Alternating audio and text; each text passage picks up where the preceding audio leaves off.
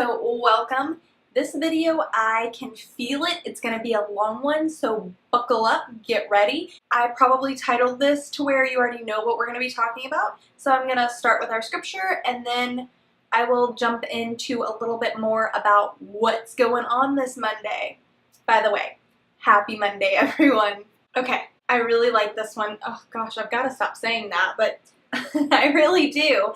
It's Ecclesiastes 4:4, and it says, I observe that most people are motivated to success because they envy their neighbors, but this too is meaningless, like chasing the wind. Which I'm already a sucker for Ecclesiastes because of my natural sarcastic personality. So I remember when I was a teenager, I loved it because I was like, oh my gosh, everything is meaningless. How cliche, right? The teenager who feels like everything is meaningless. But I loved that book because I was like, he gets it. It means nothing. It's all for naught. But anyways, I'm not going to talk about the scripture a whole lot because I decided to do this mom tag as my Monday video. I watched the video today where there was a tag and I was mentioned at the end. It was so funny because I was watching it, and Kristin, if you're watching this, I was watching it and I was like, oh, this would be fun. Yeah, there's no way I'm going to do that though. And then I was like, I heard you doing the mentions at the end of it, and I was like, oh, that would be really cool if she said my name. And I was like, why would she say my name? Who am I? And then you said my name, and I was like, oh, she said it! So it was funny. I had like a little fangirl, like freak out moment. I got excited. I don't know why, but I guess I just needed that in my day. So thank you. It made my day, even though I just initially was like, yeah, this is going to be interesting. And I'll tell you guys why this is going to be interesting, because I am the worst person to ask questions to. You would think, since I'm on YouTube and I sit here and I talk about stuff, that I would just be great at answering stuff, coming up with stuff off the spot, but I'm not. It's just, I don't know, I'm not good at answering questions, and I probably should have wrote these out and like thought them out. I did think about them a lot. I'm just an oddball, and I know I will keep talking and talking and talking about what an oddball I am and why I think I'm an oddball, but you know what, let me just show you. We're gonna start this list. I've thought about it all, but I didn't know what I was gonna say, so like I said, buckle up because I don't know what kind of car ride this is about to be. So even if you're not interested in the mom content, you may find some humor in this. Here we go. Question number 1 is favorite mom hack. Overall, I don't really use any mom hacks that I would call mom hacks. I mean, I've come up with some great ideas that I use sometimes. There's nothing that I just like overall constantly use. I would probably say one of my favorite things that I do though is like a sometimes I do. If I want a little bit of extra time, I will strip my son down to his diaper, put him in his high chair, and let him eat with his hands, whatever it is. We've done oatmeal. I always give him a spoon so that he has that. If he wants to practice and learn, he never does. He wants to eat it with his hands and smear it in his hair and get it in his ear and everything else. But anyways, before I do all this, I make sure that my sink is nice and clean, and I always keep an extra bottle of his baby soap on my sink. So as soon as he is done just making this absolute mess with his food and enjoying himself, and I get to enjoy myself, I pick him up, carry him over to the sink, pull his diaper off, toss it in the garbage, and I just let him play in the sink for a little bit while I stand there and scrub all of the food off of him. And he has a blast. It wears him out. He feels like he's getting to do something, and I feel like I'm getting to do something. So that would be my mom hack. Question number 2 is most embarrassing mom moment.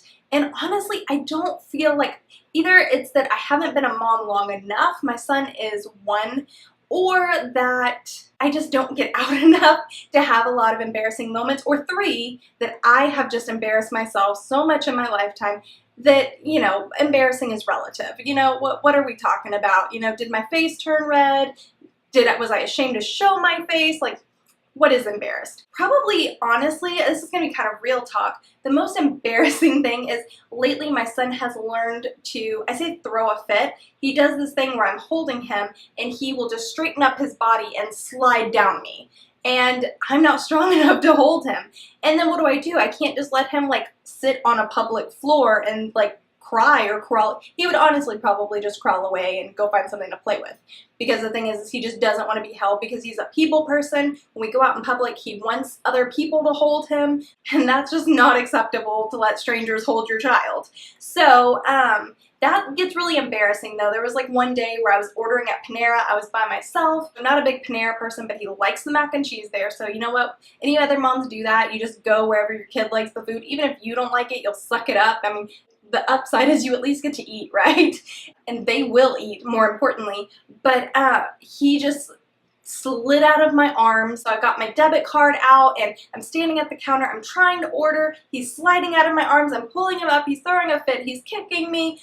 And I'm just kind of like, what do you say to the cashier? Like, I'm so sorry. Can you please just let me have this moment and contain my, like, that was the other thing is when I'm in the middle of that, like, I want time to gather myself. Like, I want to step aside and be like, okay, I'm going to deal with this. And then when everything is rainbows, I'm going to come back and order my food when I can take a breath. But in actuality, I would probably just get so stressed that I would leave and we wouldn't eat. So I just powered through it. And the cashier, you know, Panera, places like that, it's typically like a younger teenager. And they're just like, it's okay, and you can just see in their eyes, they're like, I'm never having kids, or, oh my gosh, that kid is so bad. And it's so funny, because my son is such a little angel, but he has his moments, because he's human. So, yeah, that was probably the most embarrassing, because I didn't know how to handle it. I had no help, and I guess I was flustered, and I didn't like just exposing my weakness as a mother to an entire restaurant of people. Number 3 is,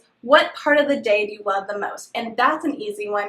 I love it first thing in the morning. So my family kind of has this little routine where I wear contacts and I am blind as a bat. So it's a whole process for me to get up, put on my glasses, walk into the baby's room, pick him up. My back is, anyways, I don't like to complain a lot. There's just a whole process for me to go get him out of bed. So typically my husband is the one. I wake my husband up because he's a deep sleeper and I'm like, babe, the baby's awake, and he normally questions me. I don't know why he thinks I would just wake him up to go in there and find a sleeping baby, but he does. So he always questions me, and I'm like, no, he's really awake, and then he'll make some sort of noise. He does this little, you know, as he's playing to kind of like let us know, like, guys, I'm awake. And so my husband will go get him, change his diaper, and bring him back to the bed with us. And when he brings him in the room, my son, every single time, is so excited to see me that most of the time he leaps out of my husband's arms onto the bed and just crawls right up to me.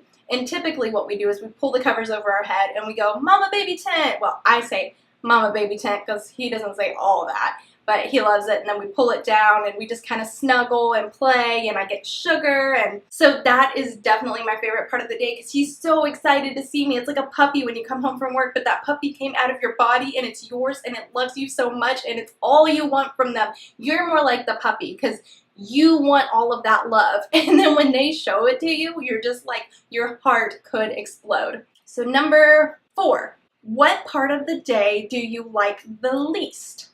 And I know this is going to sound unpopular at first, but hear me out. My least favorite time of the day has to be nap time. But it's not actually nap time, I know, because that would be ridiculous. Nobody hates when their child is like resting and you get to do your own thing. What I hate is leading up to nap time because, first of all, there's 2 scenarios. Either baby's super sleepy and he's grumpy, or B, baby is not super sleepy and grumpy and I'm risking putting him to sleep for nothing. And then on top of that, I plan all these things for nap time. So whether it's I'm going to get some rest, or I'm going to get something done around the house, or I'm going to get a video filmed, or I'm going to eat, I make all these plans. And then if I put him down and he doesn't go to sleep, all my plans are ruined. So much disappointment. And then I have to wait.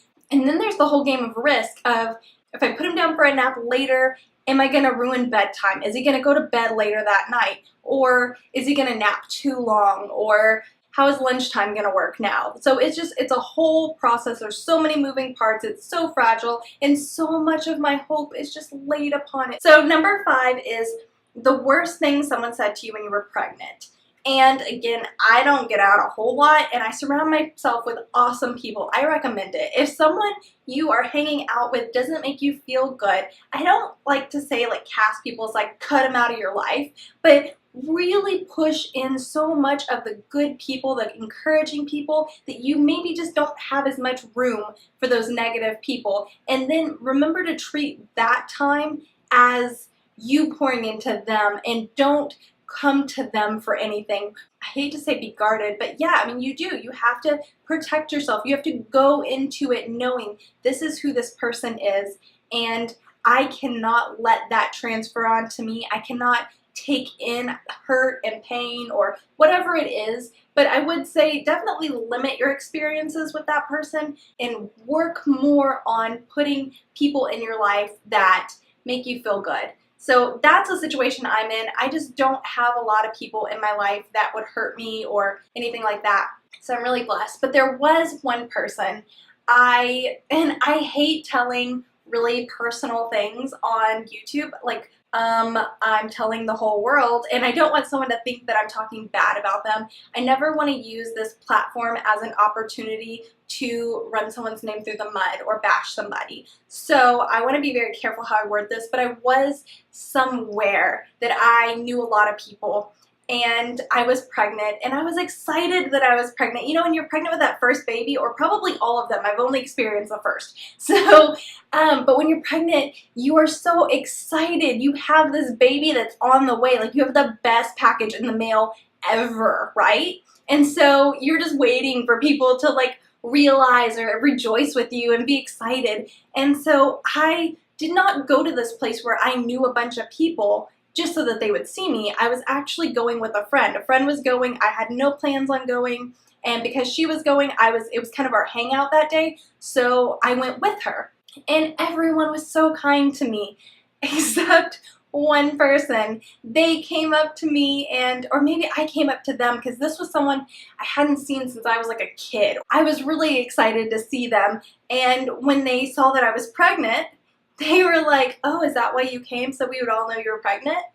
And I was like, well, I guess I could see how people would think that, but no, I actually came with so-and-so, and and like trying to recover from that. And then they were like, "Oh, are you even married?"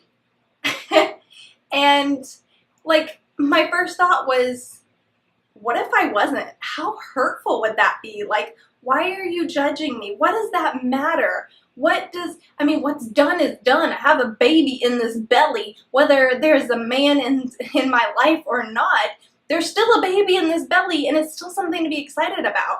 But I mean, honestly, I had been married for, 7 years before I got pregnant? So I was kind of like, yeah, I am, and kind of figured out how to worm my way out of the conversation and move on to somebody who was excited with me. And I don't think that was that bad. That was the only thing that was ever said to me. Everybody else was really happy. Judgmental about my choices and things like that, but nothing too bad. I'm a pretty tough-skinned person, so I don't really let a lot get to me. Okay, number 6, baby name you couldn't agree on. And this is another one that I really can't answer. So y'all get a funny story out of it. My husband and I were actually not even engaged. We were just dating. I don't think we really had any marriage talk. My cousin, she was pregnant with her 3rd child, and she told me the name that she had wanted if she was having a boy. And I loved it so much. And I remember telling her, like, no, I'm naming my child that, and I'm going to pray this baby into being a girl. I don't think it works like that, but I was just being Jessie. I was gonna make things happen the way I wanted them to happen. I'm controlling like that. And so I did. I literally prayed. I was like, God, please let this be a girl, because I want to name my child that. And I remember being like, you know who my future child is and what their name is supposed to be.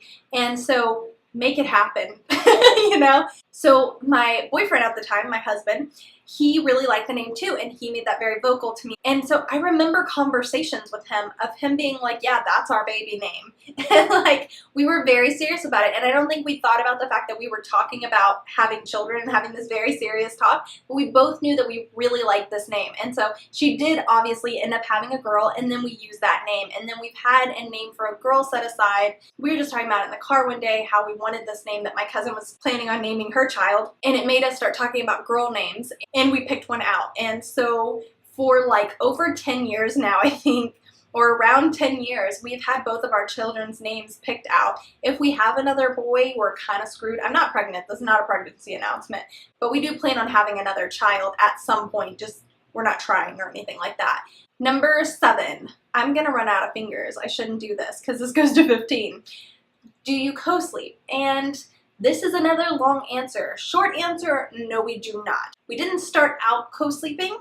I had a playpen with a little sleeper attachment, and he started out going in that sleeper every night. And then he outgrew the sleeper, and I started trying to put him in the playpen with like a little playpen mattress, and it was nice and comfy in there, but he was not having it. So I would just let him sleep with me. I was breastfeeding, and so he would fall asleep eating, and he was so tiny, guys. Like, I say he was tiny. He was big for his age. He was always a skinny baby though, and just long, and so he was just so skinny and little. He would fit in this perfect little spot, cozied up on my chest, and he curled his little bottom legs. What is he, a dog? Sorry.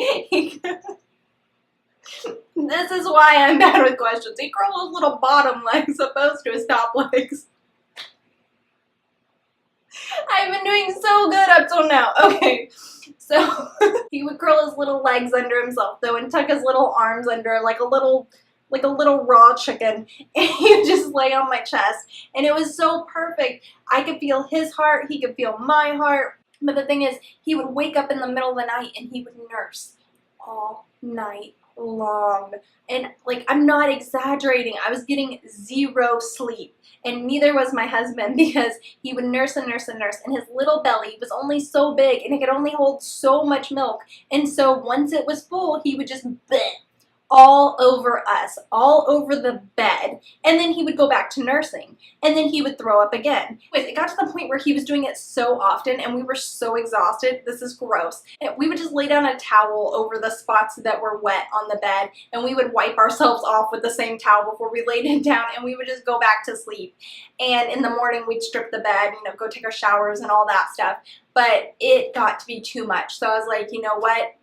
You can't keep doing this. It literally was probably only like 3 nights of that where this became his new pattern, and he wouldn't let me lay him in the playpen, and that's when we put him in bed and started sleep training. So number 8, something you bought but never used. If you don't know me, I'm pretty frugal. Like, okay, I'm not like internet level frugal, like Pinterest blogger mom level frugal. I'm not like repurposing stuff or like couponing or anything like that, but I do like to find the best deals, and I don't buy a lot of stuff that I'm not going to use. So I don't really think there's anything I bought that we never used. Number 9, 3 hospital bag must-haves. And honestly, I've only had 1 kid, and my hospital bag wasn't packed, so I don't really feel like I'm the right person to answer this. For me, the big things that I wish I would have had at the hospital that I had to have someone go home and get were my toothbrush, my contacts, and clothes. Because I had my baby bag packed, which had like all of the stuff I needed for my son, but I didn't have anything for me. So that would have been nice. Number 10, this is the last one I can show you my fingers for, so we'll do some jazz fingers. Are you a routine mom or a go with the flow mom? And what does bedtime look like? Honestly, kids kind of pick the routine. It's a little unfair to say, like, are you a routine mom? Because you don't get to pick that. If you're a mom, you know this. Like, your kids pick your routine. If you have a morning child, they decide when they wake up, and you've got to get up to take care of them. If you have a little night owl, they're up and you're having to stay up and take care of them. So he kind of has structure that he's kind of gotten me in the pattern of. Around 7 o'clock, we start winding down. So playtime is less exciting. It's a little bit more calm. We typically, around 7:30, go in his room, and he will play and I will read books. or he'll sit there and turn the page for me as I read the books. And then after we read a couple of books, we will put on pajamas, change the diaper, and then we'll read some more books, and then I carry him over to the light switch. I tell him to turn off the light. He turns it off, and this kind of gets his brain ready, like, hey, it's bedtime, like this is about to happen. So it's not a shock. I don't ever want to just go and throw him in bed and be like, peace, deuces, like, go to sleep, do your thing, mom's done with you. And he gives him time to realize, like, okay, the night is coming to an end. If I'm gonna play, I need to play now. So once the light switch turns off, he knows, like, this is it, we're done. And then I hold him in front of his bed and I pray. And after I finish praying, I say amen, and he typically repeats it and says amen, and then I lay him down, I tell him I love him, and then he'll roll over, just like I said, like when he was little bitty, with with his, what did I say, his lower legs? I don't know, with his little legs tucked under him and his little arms up underneath, just like I sleep, except for I don't tuck my legs up, but I do, I sleep like this. And so he rolls over, he does that, and I put his blanket over him, and I tuck him in. I always start with his little ribs, and I go tuck, tuck, tuck, tuck. I feel ridiculous doing this on camera, especially in a room by myself. And then I just kind of make my way down his legs and to his feet, and I tuck it under his feet, and I always go back to his ribs, and I tickle him a little bit, and then I pat his little booty, and I'll say, pat, pat, pat, I love you, baby, good night. And then I crack his door, and I turn on the fan right outside his door so that he doesn't hear me filming or anything else that's going on in the house. And then when me and my husband go to bed, we turn off his fan so that obviously we can hear him. And that's bedtime. Okay, number 11. What type of labor did you have, and what pain relief did you choose? I hate this question. Everyone is different, and I don't like when people decide that their way is the best way. I don't care how you had your labor, like, you had a baby. Your body did something amazing. Can we just be happy about that and not feel like everybody has to do stuff the same? Anyways, rant over. I planned a home birth. I had an amazing midwife. I love her to pieces, and everything was going to plan.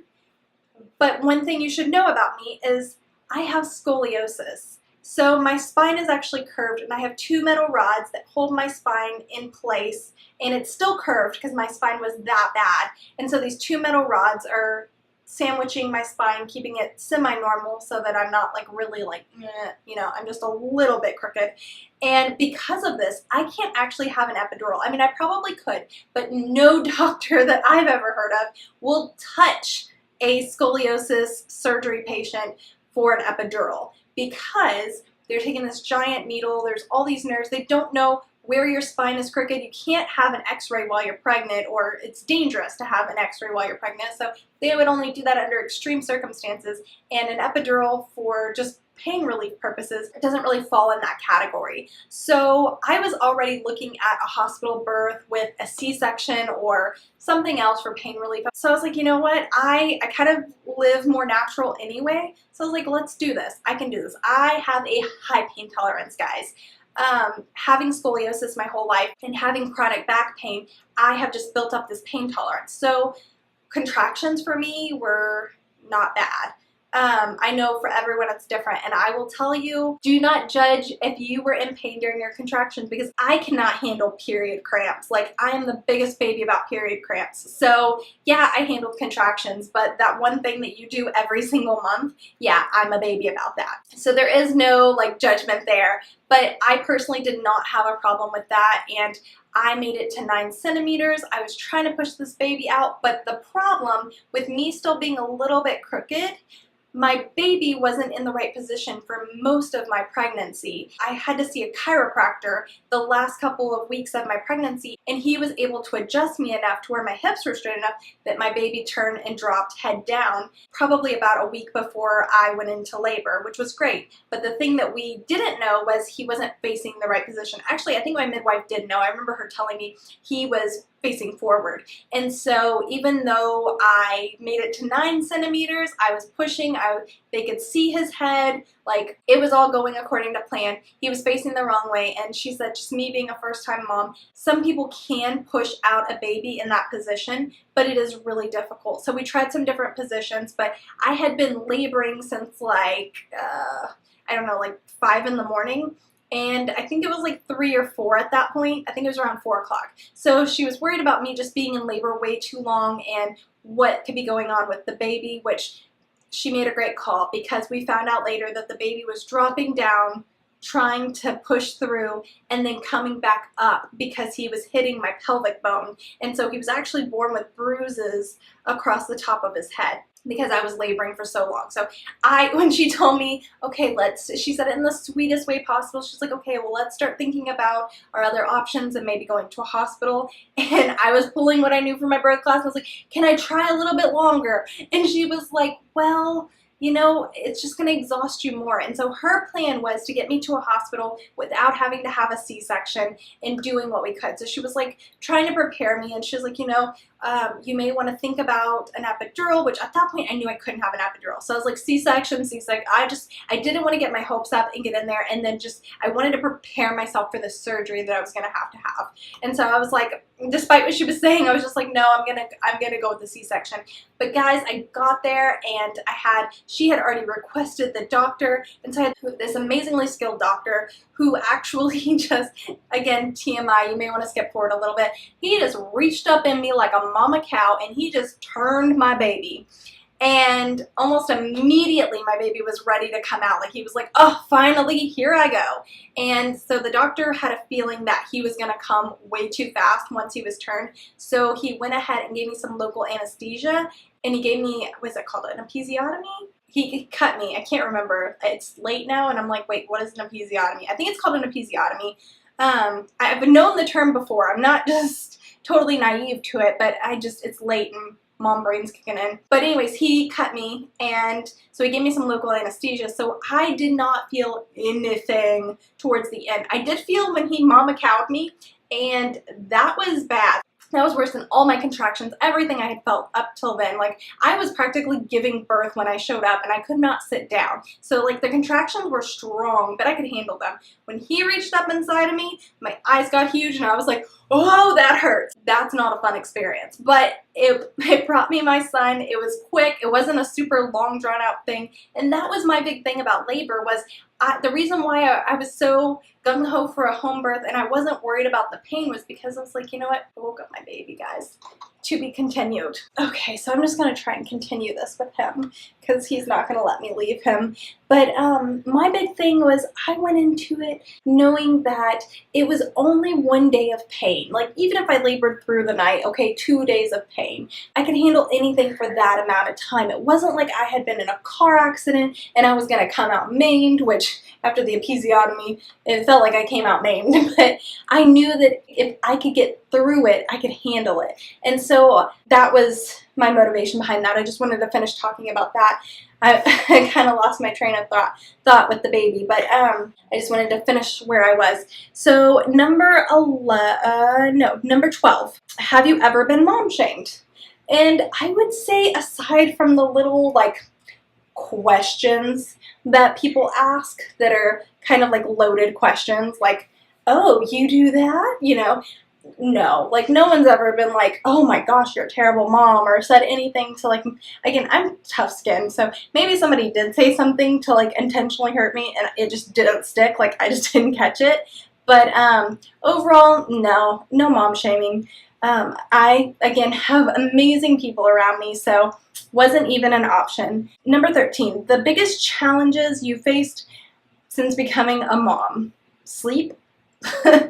Learning to function on exhaustion, especially when he was little and he was waking up every 2 hours. I felt like life was a daze, like it was a dream. And you just have to learn how to work through it or caffeinate through it. Number 14, the best bit of advice you've ever been given and the biggest piece of advice you'd give to a new mom. This is where my goldfish brain kind of kicks in. I don't really remember any advice. I did hear someone say that, you know, every baby is at a different level. And I think this one's really important to remember, not to compare your children to other children, because in one area where a child is excelling, there's another area that they're probably not excelling. So again, I've said it before, life is a balance. So other kids might have more advanced motor skills and they're just not there with talking. But there's only so much, their brain is growing, so there's only so much that they can absorb and learn and take on at one time. And so they catch up. So if they're, advanced in one area, they're probably not in another. So don't compare your child to that child, because your child's probably advanced in an area that that child's not. And that would be advice I would give moms. Just work at their level. Don't try and push them to be any faster or slower. We're wrapping this up, and I'm going to go rock him and love on him. Number 15, who is your mom crush and who do you tag? So I would say that there are two amazing women on YouTube. There's tons of amazing women on YouTube, and one of them happens to be Emily Norris. Bless you, who created this tag. But Kristin Co, she actually is the one that mentioned me in this, and she is amazing. She is a working mom, and I admire so much what she does. Guys, she redid her own floors with her husband. Like, I think she is an amazing wonder mom, and her videos are great. And then there is Justin and Alicia. I will link it below. But guys, she is another wonder mom. She has triplets. I believe her first child was 3 children. So I can't even imagine. One child totally turned me on my head. 3 is incredible. And she also, her youngest has spinal bifida, and her channel is all about family fun and just living life. She has an amazing testimony. I think she touches on it a little bit in some of her videos, so go check her out. And Alicia, if you would like to do this, I would love to watch yours. But if you don't have the time, girl, please, I understand. Do not feel pressure from me. And anybody else watching this, if you want to do this tag, link your video in the comments, just like Kristin said to do in her video. And then if you're not a YouTuber, feel free to write the answers to these questions in the comments so that I can read them and I can get to see your experiences. Anyways, guys, it is getting late, and I have a little boy on the floor that I need to get to. So let's see if I can get him to tell you guys bye. Look at the camera. Say bye-bye. Say bye-bye. Hey. He has no idea. He's like, Mom, who are you talking to? Dad, hi. See that baby right there? See him? Oh, see him? Oh, God. Oh, there you go. There's your outro.